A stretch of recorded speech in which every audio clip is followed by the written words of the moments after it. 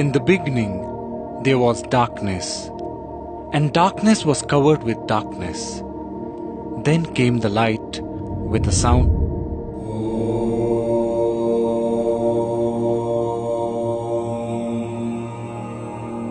And Om gave rise to words or knowledge which got compiled as the Vedas. In the hierarchy of Vedic knowledge, there are 4 Vedas: Rig Veda, Samaveda, Yajurveda and Atharva Veda. Then comes 4 Upvedas or Sub-Vedas, 6 Upangas or components, and then 6 sub-components, out of which 1 is Yoga. There are several types of yoga as well, like Jnana Yoga, Bhakti Yoga, Karma Yoga, Hatha Yoga, Raja Yoga, Mantra Yoga, Shiva Yoga, Nada Yoga, Laya Yoga, and many more. Rig Veda is one of the most sacred and the oldest books of human history. It is about 8 to 10,000 years old, and yoga is a part of this Vedic literature. Maharishi Patanjali, considered to be the authority on yoga, propounded yoga nearly 5,000 years ago. Lord Krishna and many saints of India have also spoken about yoga. In the Middle Ages, the practice of yoga was confined only to the royal and the scholarly class. It was taught to students in gurukuls after passing a rigorous test.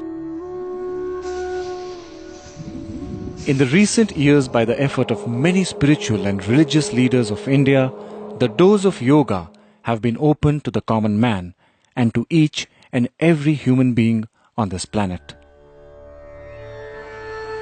Yoga is the union of body, mind, and spirit.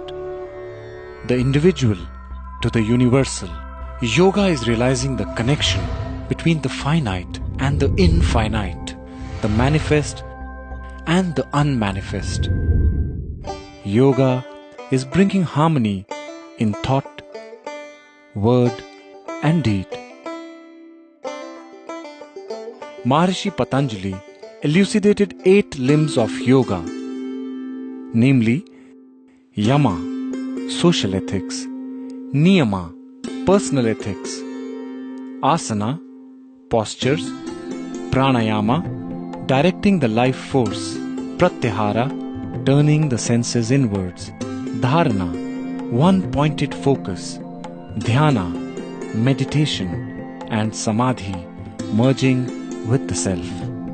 Somehow, in today's age, yoga has become associated with only physical postures, whereas the central teaching of yoga is maintaining an equanimous state of mind.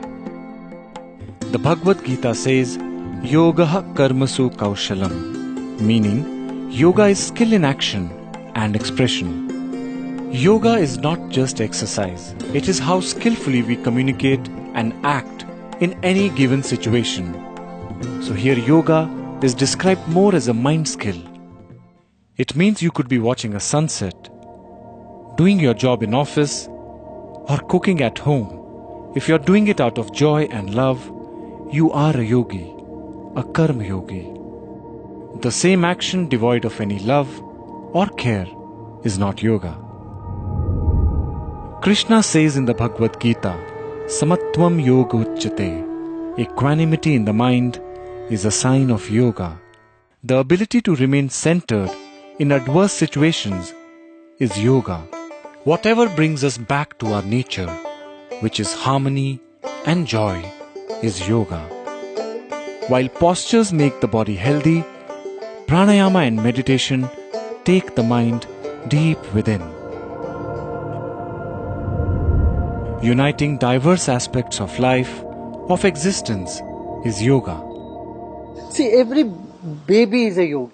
The postures definitely the baby does. But its attitude, the way it breathes, the perceptual ability, the sharpness, all these qualities of a yogi, a baby exhibits. Wonderment is a preface to yoga. Vismayo Yoga Bhumikaha. The wow we experience many a times in life is a prelude to yoga. Anyone engrossed totally in anything one is doing is yoga. Tada drashtu swarupe avasthanam. Yoga is being established in the seer, the drishta. From the scenery, we come back to the seer. When one is in harmony within, the journey of life is calmer, happier, and more fulfilling. Life starts flowing in a direction to unite with its very source.